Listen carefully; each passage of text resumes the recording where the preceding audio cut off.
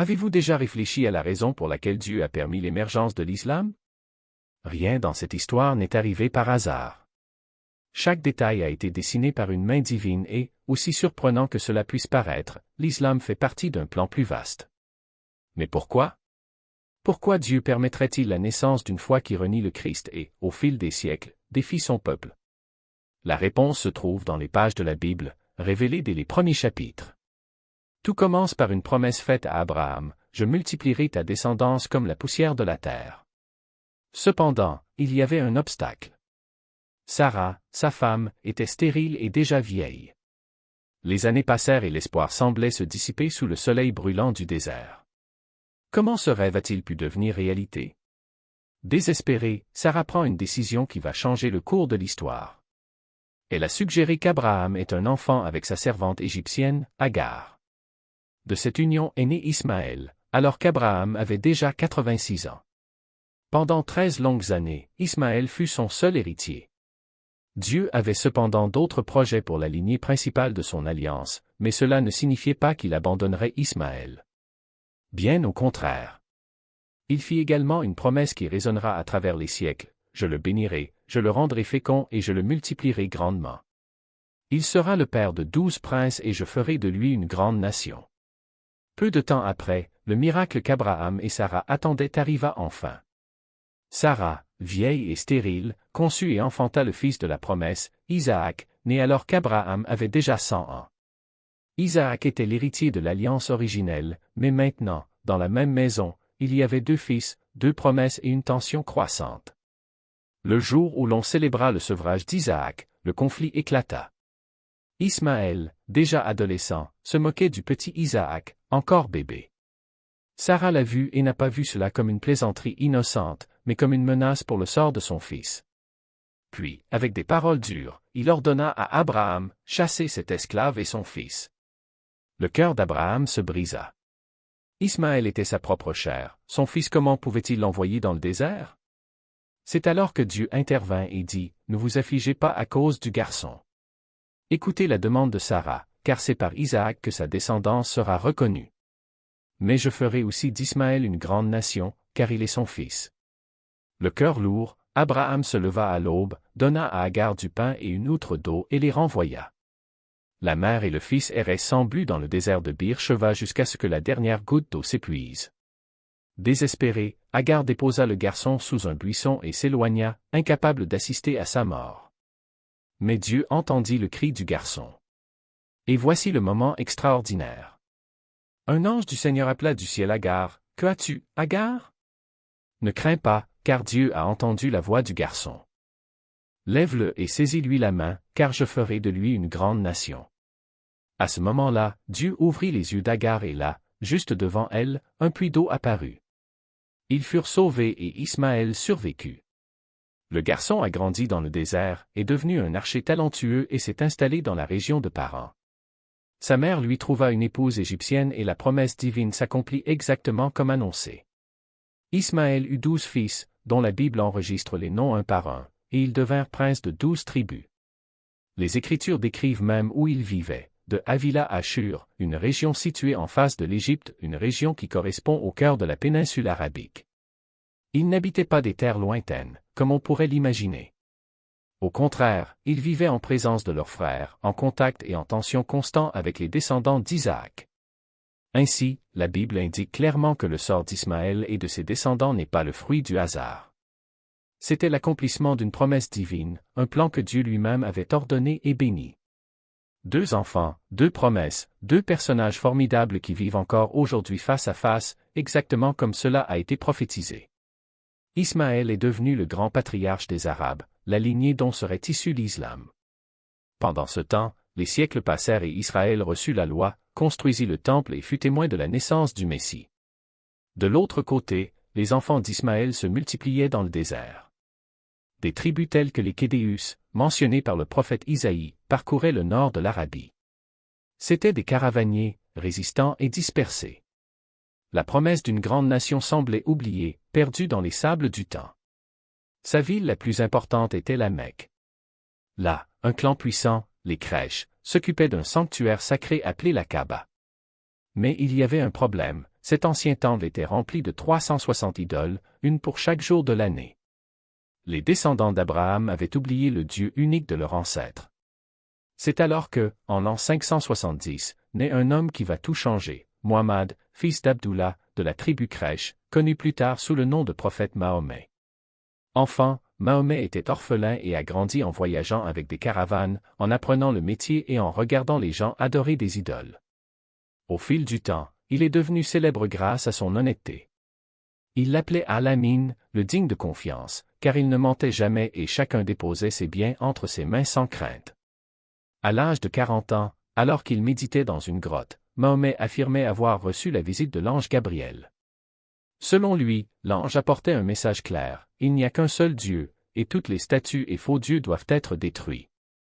Ce fut sa première vision, et à partir de là, il commença à prêcher qu'il existe un Dieu unique, qu'il appela Allah, et que les gens devraient abandonner l'idolâtrie. Au début, presque personne dans sa ville ne le croyait. Ils l'ont ridiculisé et persécuté ses partisans, qui ont été torturés et expulsés. Mahomet et ses disciples s'enfuirent vers la ville de Yathrib, appelée plus tard Médine. Et là, quelque chose d'impressionnant s'est produit. Les tribus arabes, longtemps en guerre les unes contre les autres, ont commencé à s'unir non pas par des liens de sang ou de territoire, mais par la foi en un Dieu unique.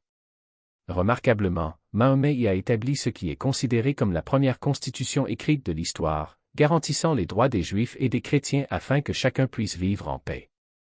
Il l'a appelée la Constitution de Médine. Mais le véritable miracle s'est produit 8 ans plus tard, lorsque Mahomet est revenu à la Mecque. Cette fois, à la tête d'une armée de 10 000 hommes. Les mêmes personnes qu'il avait expulsées se préparaient au combat, mais au lieu de cela, il entra dans la Kaaba et, de ses propres mains, détruisit les 360 idoles. Mahomet mourut 2 ans plus tard, mais sa mission ne s'arrêta pas avec lui. Il avait uni les descendants d'Ismaël et leur avait donné un seul Dieu, un seul livre et un seul but. Vous souvenez-vous de la promesse que Dieu a faite à Ismaël? Je ferai du fils de l'esclave une grande nation, car il est sa postérité. Cette promesse, faite plus de 2000 ans auparavant, s'est finalement réalisée dans son intégralité. C'est ainsi qu'est né l'islam, mot qui signifie « soumission ». De là naquit une civilisation et un empire qui s'étendirent à travers le monde. La grande nation promise à Ismaël est devenue réelle, forte et puissante, vivant exactement comme la Bible l'avait annoncé. Les nations, aujourd'hui unies sous la bannière de l'islam, forment exactement la coalition que le prophète a décrite il y a des milliers d'années. Et le plus impressionnant? Ils n'existent pas seulement, ils avancent vers l'accomplissement de cette prophétie avec une précision effrayante. Le livre de l'Apocalypse va plus loin. Il parle d'une époque où un pouvoir religieux et politique s'élèvera, exerçant une influence sur les rois et les nations, persécutant les fidèles et cherchant à établir une domination mondiale. Il n'est pas difficile de reconnaître dans ce portrait les traces d'une civilisation qui, depuis son émergence, a uni la foi et l'épée, se développant avec une détermination qui défie les siècles. L'islam n'est pas seulement une religion, c'est un système qui a façonné des empires, dicté des lois et redéfini les frontières. Et, selon les Écritures, il jouera un rôle crucial dans les événements menant au retour du Christ. Mais pourquoi Dieu révélerait-il tout cela si longtemps à l'avance? Pour ne pas nous laisser surprendre. Ainsi, lorsque les signes se multiplieront, nous saurons que le temps est accompli. Jésus lui-même nous a prévenus, quand vous verrez toutes ces choses, sachez que cela est proche, aux portes. Et que voit-on aujourd'hui? Les nations islamiques s'unissent, les conflits s'intensifient autour d'Israël, la quête croissante d'un califat mondial, tout cela est conforme à ce qui a été prophétisé. Ce n'est pas une coïncidence. C'est l'horloge de Dieu marquant les dernières heures de cet âge. Et voici la vérité que beaucoup préfèrent ignorer, l'islam n'est pas seulement un défi géopolitique ou culturel. C'est un signe spirituel, un rappel que l'histoire se dirige vers une fin déjà écrite. La Bible ne laisse aucun doute, il y aura une confrontation finale, une bataille entre les forces du bien et du mal, entre la lumière et les ténèbres. Et dans ce scénario, l'islam ne sera pas un simple spectateur. Il sera l'un des acteurs principaux, remplissant le rôle que Dieu lui a réservé dans le grand drame des derniers jours. Mais ne vous y trompez pas, ce n'est pas un message de peur. C'est un appel à la vigilance. Car, alors que le monde se prépare à ce qui va arriver, les enfants de Dieu ont une certitude inébranlable, le Seigneur règne, que les peuples tremblent. Tous les empires qui se dressaient contre lui tombèrent. Chaque nation qui défiait sa volonté était humiliée. Et l'islam, aussi puissant qu'il puisse paraître, ne fera pas exception. Car à la fin, comme le dit la parole, tout genou fléchira et toute langue confessera que Jésus-Christ est Seigneur. Alors que devons-nous faire? Tout d'abord, reconnaissez que Dieu est aux commandes. Il n'a pas été surpris par l'émergence de l'islam. Au contraire, il lui a permis de tester notre foi, de discipliner son peuple et de nous préparer à ce qui est à venir. Deuxièmement, restez ferme dans la vérité. Dans un monde où tant de voix déforment le message du Christ, nous devons nous accrocher à ce qui n'est pas négociable. Jésus est le Fils de Dieu, le seul chemin vers le salut. Et troisièmement, vivre dans l'urgence. Car si les prophéties s'accomplissent sous nos yeux, le temps presse. Il n'y a pas de place pour l'indifférence ou l'accommodement. L'islam n'est pas un hasard de l'histoire. Il fait partie du plan de Dieu, un plan qui a commencé par une promesse faite à Ismaël, qui a conduit à l'émergence d'une grande nation et qui se dirige maintenant vers sa glorieuse conclusion. Et lorsque le dernier chapitre sera écrit, une chose deviendra claire, Dieu ne perd jamais le contrôle. Il utilise même les royaumes qui s'élèvent contre lui pour accomplir ses desseins. Et à la fin, comme toujours, le Seigneur sera élevé parmi les nations, le Seigneur sera élevé sur la terre. Sur la balance de leurs actions, pesées au jour du jugement. Chaque prière non dite, chaque jeûne rompu, chaque aumône refusée est un poids supplémentaire sur l'autre plateau. Et en fin de compte, si les bonnes œuvres l'emportent sur les mauvaises, alors seulement la miséricorde d'Allah pourra faire pencher la balance en votre faveur. Mais voici le paradoxe, plus le musulman essaie, plus il se rend compte de la fragilité de sa propre justice. Les 5 prières quotidiennes, le jeûne rigoureux, le pèlerinage intense, tout cela est un miroir qui reflète non pas la perfection, mais l'imperfection humaine. Le Coran lui-même admet, et si Allah devait punir les hommes pour leurs injustices, il ne laisserait aucune créature sur la terre. 16, 61. Le salut n'est donc pas une garantie, mais une possibilité incertaine, dépendante d'un équilibre qu'aucun être humain ne peut contrôler. Pendant ce temps, la voie d'Isaac, la voie de la grâce ne nécessite pas une balance mais une croix. Il ne demande pas des œuvres, mais la foi. Cela n'impose pas un fardeau, mais offre un cadeau. Jésus n'a pas dit « Faites cela et vous vivrez », mais « Tout est accompli ». Il n'a pas promis un jugement des œuvres, mais un pardon déjà payé. Et c'est là la différence qui divise l'histoire, d'un côté, la religion qui a servi, de l'autre, la rédemption qui libère. Mais pourquoi Dieu permettrait-il à des milliards de personnes de suivre un chemin aussi ardu?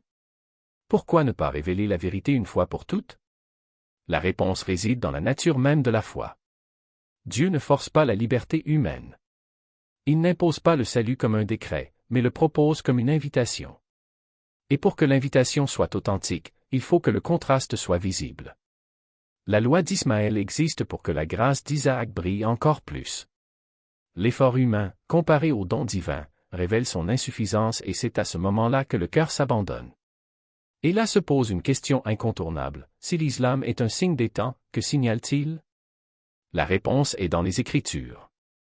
Dans Apocalypse 16, 14, nous lisons « Des esprits de démons accomplissant des miracles et allant vers les rois du monde entier pour les rassembler pour le combat du grand jour du Dieu Tout-Puissant. » Ces esprits ne travaillent pas en vase clos. Ils utilisent des systèmes, des idéologies, des religions, tout ce qui peut unir les nations contre l'agneau. Et l'islam, avec son expansion mondiale et sa négation de la divinité du Christ, est l'un des instruments les plus efficaces de ce rassemblement. Mais ne vous y trompez pas, Dieu n'est pas surpris. Il ne réagit pas. Il l'utilise. Chaque prière faite vers la Mecque, chaque pèlerin qui fait le tour de la Kaaba, chaque djihadiste qui hisse le drapeau de l'islam, tout cela est intégré dans le grand plan. Et lorsque le dernier fil sera posé, l'image révélera quelque chose de surprenant, que même la rébellion humaine a servi à exalter la gloire de Dieu. Car à la fin, quand les nations se rassembleront contre Jérusalem, quand Gog et Magog marcheront avec leurs armées, quand le monde semblera perdu, ce sera alors que l'agneau ouvrira le livre scellé. Et ce jour-là, il n'y aura plus de doute. Il n'y aura plus d'échelle. Il n'y aura plus de travaux. Il n'y aura qu'un seul nom, un seul sauveur, un seul roi. Et tout genou fléchira, et toute langue confessera que Jésus-Christ est Seigneur, à la gloire de Dieu le Père. En attendant, l'islam reste un signe vivant, non pas pour nous effrayer, mais pour nous réveiller. Pour nous rappeler que le temps presse. Cette histoire n'est pas un cycle sans fin, mais une flèche pointée vers une cible. Et cela, au milieu du chaos, Dieu est aux commandes. Il écrit le dernier chapitre. Et lorsque la dernière page sera tournée, une vérité résonnera pour l'éternité, le Seigneur règne. Exposé, et sa chute, inévitable. Parce que le Dieu qui gouverne l'histoire n'est pas un spectateur lointain, mais le juste juge qui a déjà déterminé l'issue de toute chose. Et voici la question qui ne peut être ignorée, si l'islam est, en réalité, l'un des instruments de cette dernière grande illusion, qu'est-ce que cela signifie pour ceux qui marchent encore dans son ombre? Cela signifie que le moment de prendre une décision n'a jamais été aussi urgent. Il ne s'agit pas de condamner les gens, mais de reconnaître que des systèmes entiers peuvent devenir des pièges lorsqu'ils s'écartent de la vérité. Le Coran enseigne que Jésus n'est pas mort sur la croix, mais la Bible déclare qu'il a été élevé entre le ciel et la terre, les bras ouverts, portant le poids de chaque péché. L'islam dit que le salut dépend des œuvres, mais l'Écriture affirme que la grâce est un don et non un salaire. Deux points de vue ne peuvent pas être justes. L'un d'eux est un mensonge. Et si le mensonge promettait le salut par l'effort personnel? Si c'est celui qui réduit le Fils de Dieu à un simple prophète? Si c'est celui qui nie le sacrifice qui a déchiré le voile du temple et ouvert le chemin vers le Père? Alors, chaque prière faite vers la Mecque, chaque jeûne observé, chaque aumône faite, sera comme la construction d'une tour qui n'atteindra jamais le ciel. Parce qu'en fin de compte, ce n'est pas ce que nous faisons qui nous sauve, c'est ce qui a déjà été fait pour nous. Mais il y a de l'espoir. Même aujourd'hui, alors que le monde se prépare au dernier acte de cette grande bataille spirituelle, Dieu n'a pas abandonné ceux qui cherchent encore la vérité. Il ne s'attend pas à ce que nous escaladions des montagnes ou accomplissions des rituels sans fin. Il est descendu vers nous. Il tendit la main. Et cette main est transpercée par les clous de la croix. La question n'est pas de savoir si vous êtes assez bon, car personne ne l'est. La question est, accepterez-vous ce qui a déjà été fait pour vous? La fin est proche, mais la porte est encore ouverte. Le faux prophète peut élever ses tempes et répandre la voix de son dragon, mais l'agneau qui a été immolé a déjà gagné. Et quand il reviendra, ce ne sera pas comme un serviteur, mais comme le roi des rois, avec un nom écrit sur son vêtement et sur sa cuisse, roi des rois et seigneur des seigneurs. Ce jour-là, tous les genoux fléchiront, non pas par peur, mais par reconnaissance. Et chaque langue confessera, non par obligation, mais par gratitude, que Jésus-Christ est Seigneur. D'ici là, l'appel demeure, choisir aujourd'hui qui servir. Parce que dans la grande issue de l'histoire, il n'y aura que deux faces, celle de la grâce ou celle de l'illusion. Et un seul d'entre eux mène à la vie éternelle. Énorme, mais le résultat est déjà écrit. La bête et le faux prophète seront jetés dans l'étang de feu, et ce jour-là, comme le promettent les Écritures, tout genou fléchira et toute langue proclamera une vérité immuable, Jésus-Christ est Seigneur. Car, en fin de compte, ni la puissance humaine, ni la ruse de l'ennemi, ni aucune tromperie ne prévaudront. Lui seul régnera, roi des rois et seigneur des seigneurs. Et si vous vous demandez pourquoi Dieu a permis l'émergence de l'islam, sachez que même cela fait partie de son plan souverain. C'est une épreuve de fidélité, une discipline pour son peuple et un signe de la fin des temps. Chaque détail de l'histoire pointe vers un objectif plus grand, préparer le cœur des fidèles et révéler la gloire de l'agneau. Si ces vérités vous ont touché, partagez ce message pour que d'autres puissent aussi s'éveiller. Mais le plan de Dieu va au-delà de ce que les yeux peuvent voir. Vous êtes-vous déjà demandé pourquoi il n'a pas détruit Satan une fois pour toutes? Dieu est saint, juste et abhorre le mal. Alors pourquoi permet-il à son plus grand ennemi de continuer à respirer, de continuer à tromper, de continuer à causer de la douleur? La réponse n'est pas superficielle, mais se trouve dans les pages de la Bible. À l'heure actuelle, Dieu révèle quelque chose de profond. Pourquoi n'élimine-t-il pas Satan et les anges déchus? Pourquoi tolérez-vous les souffrances qu'il provoque? La vérité est plus puissante que vous ne l'imaginez. Découvrez, dans cette étude, le but de ce retard apparent et comment il révèle réellement la perfection du caractère de Dieu. La bénédiction est dans la compréhension.